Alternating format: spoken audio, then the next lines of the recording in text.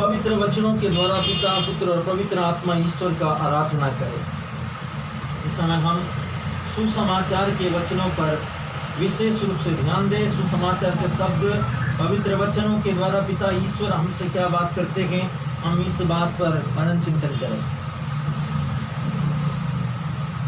तिमिथी के नाम संत पौलुस का पत्र, तिमिथी के नाम संत पौलुस का दूसरा पत्र अध्याय 3 वचन संख्या 1 से लेकर वचन संख्या 17 पद तक हम परमेश्वर का पवित्र वचन को सुने। वचन में पाठ का मूल सारांश है अंतिम दिनों का अधर्म। हम पहले पूरा पाठ को, पूरा वचन को सुनेंगे और उसके बाद में हम वचन पर मनन चिंतन करेंगे।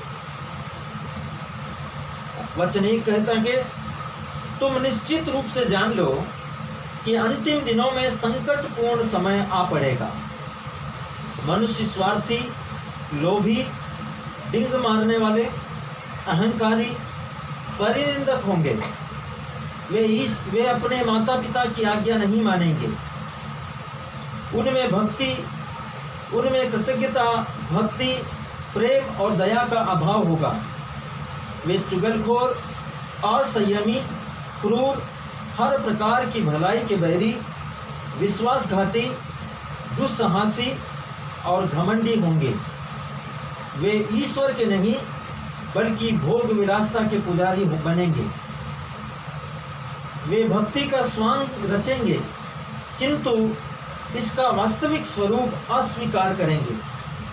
ये लोग घरों में छिपे छिपे घुसते हैं।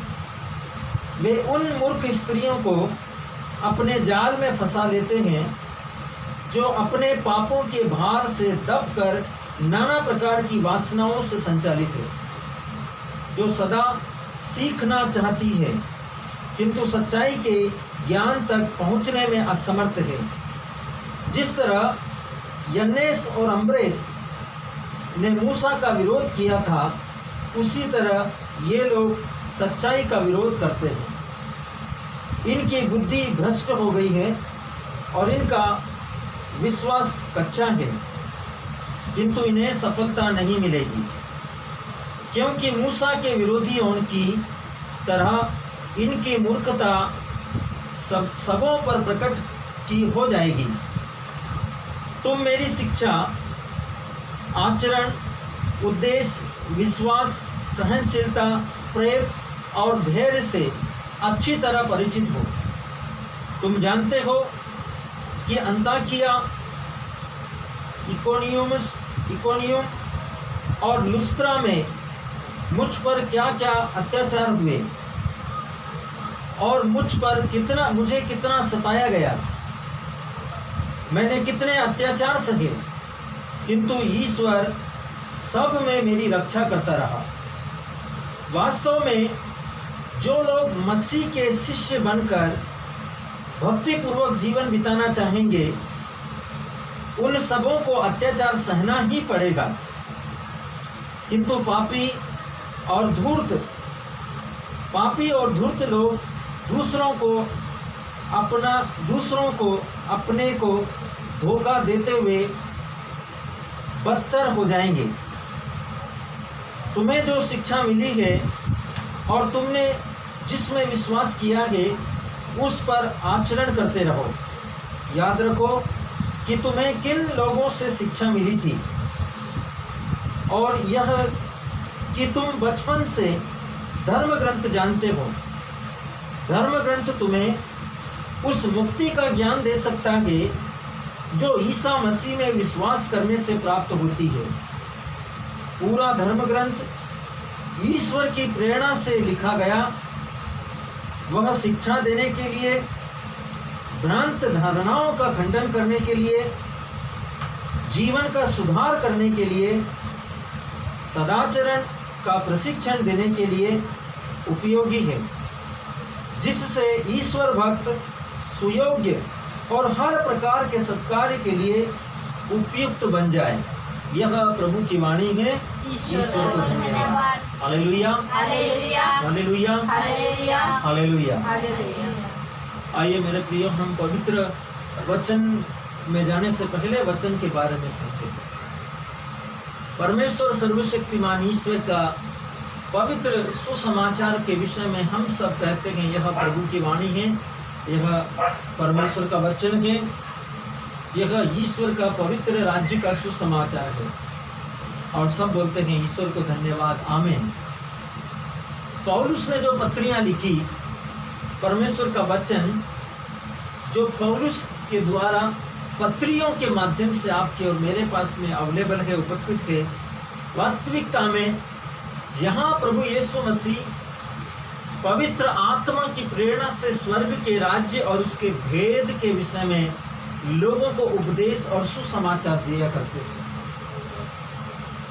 और यीशु के स्वर्गारोहण के बाद जब प्रेरितों का पेंतकोस्त के दिन पवित्र आत्मा में अभिषेक हो गया, तब वे प्रेरित सबके सब प्रेरित यीशु का उसी पवित्र आत्मा का शक्ति से जो सुसमाचार प्रभु यीशु मसीह सुनाता था, उस सुसमाचार को पवित्र आत्मा के द्वारा वे सुनाने लगे। उस सुसमाचार को वे सुनाने लगे। और यीशु का इच्छा है कि तुम संसार के कोने कोने में जाकर पृथ्वी का अंतिम छोर तक मेरे वचनों के साक्षी और गवाह बनो। प्रभु यीशु मसीह का वचन स्पष्ट तरीके से कहता है, संसार के कोने कोने में जाकर मेरे वचन के गवाह और साक्षी हो जाओ। और वही पवित्र आत्मा का विषय में प्रभु ने कहा, जब वह सत्य का आत्मा आएगा, पहला प्रभु ने कहा जब तक पवित्र आत्मा न पाओ, जब तक पवित्र आत्मा न मिले, यरूशलेम छोड़कर कहीं मत जाना और एक साथ रहकर प्रार्थना करना। इसका मतलब परमेश्वर आपको, मुझको, हम सबको सिखाता है कि यदि आप एक साथ मिलकर, परिवार के साथ मिलकर, समूह के साथ में मिलकर, विश्वासियों का मंडली एक साथ इकट्ठा होकर यदि किसी एक मकसद के लिए प्रार्थना करेंगे, जिसको हम बार बार अपने विश्वास में घोषणा करते हैं कि जहां 2 या 3 एक साथ इकट्ठे होकर किसी एक उद्देश्य के लिए यीशु के नाम पर पिता से जो कुछ भी मत्ती 7:7 के अनुसार मांगेंगे वो निश्चय मिलेगा। प्रभु ईश्वर का वचन और परमेश्वर का वचन यहाँ ये सिखाता है, जब वो सत्य का आत्मा आएगा, वो पवित्र आत्मा जिसे पिता मेरे नाम पर तुम्हारे पास भेजेगा, जब वो आएगा तुम सामर्थ्य पाओगे। तुम सामर्थ्य पाओगे। जब वो आएगा तुम सामर्थ्य पाओगे। जब वो पवित्र आत्मा आएगा तुम सामर्थ्य पाओगे। और जो कुछ मैंने कहा है, जो कुछ मैंने कहा है वह सब का स्मरण दिलाएगा, सबको याद दिलाएगा। जो कुछ मैंने कहा है उसको याद दिलाएगा। और सबसे महान बात, सबसे महान बात, जो कुछ मैंने तुम्हें बताया है उसका स्मरण दिलाएगा। और सबसे महान बात, तुम मेरे साक्षी होंगे। तो पवित्र आत्मा जब प्रेरितों पर आया, प्रेरितों ने पवित्र आत्मा ग्रहण किया। मेरे प्रियो, परमेश्वर का वचन बताता है 3000 लोगों ने पेंतकोस्त का दिन पवित्र आत्मा का अभिषेक पाने के बाद तुरंत उनका जीवन परिवर्तन हो गया। और जो भीड़ वहां पर एकत्रित थी पेंतकोस्ती स्थान पर, उस जगह जहां पेतरुस पवित्र आत्मा के प्रकाशन से परिपूर्ण होकर पिता ईश्वर की आराधना करने लगा और परमेश्वर के नाम पर उपदेश देने लगा, पवित्र आत्मा के द्वारा बोलने लगा, तो उस समय 3000 लोगों ने बपतिस्मा ग्रहण किया। क्यों?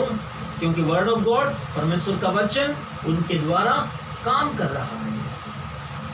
परमेश्वर का आत्मा काम कर रहा है। यीशु ने कहा मेरा पिता काम कर रहा है, अब तक काम कर रहा है, मैं भी काम कर रहा हूं। और इसलिए पवित्र आत्मा हमारे पास जब आता है तो चाहता है कि हम यीशु के साथ, पिता के साथ और पवित्र आत्मा की सहायता के साथ काम करें। वो काम करें जिसके लिए हमारा बपतिस्मा हुआ, वो काम करें जिसके लिए हमारा नया जन्म हुआ है, वो काम करें जिसके लिए हम कलीसिया के सदस्य और यीशु मसीह की देह बन गए हैं, वो काम करें। और इसलिए पौलुस अपना पुस्तक में, पौलुस अपना प्रचार में कहता है स्पष्ट तरीकों से पौलुस अपना प्रचार में अपना शब्दों के द्वारा कहता है, किसके द्वारा? जो पिता उसके द्वारा काम कर रहा है। किसके द्वारा? जो पुत्र परमेश्वर यीशु मसीह उसके द्वारा काम कर रहा है। किसके द्वारा? जो सत्य का आत्मा जो पूर्ण सत्य तक लेकर जाता है और जो सब कुछ जो यीशु ने सिखाया है उसे पिता की ओर से उनको याद दिलाता है और उससे भी बढ़कर उनके द्वारा, विश्वास के द्वारा पवित्र आत्मा उनमें काम करता है। उस काम को करने के लिए पवित्र आत्मा उनके द्वारा काम कर रहा है।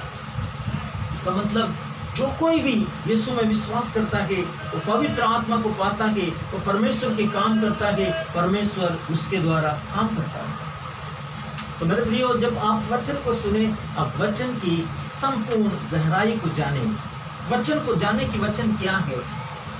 वचन वर्ड ऑफ गॉड है, वचन वर्ड ऑफ गॉड है, वचन पवित्र आत्मा है, वचन यीशु मसीह है, वचन पिता ईश्वर है, वचन पिता परमेश्वर का न्याय है, विधान है, आज्ञाएं, शिक्षाएं हैं, मार्गदर्शन है।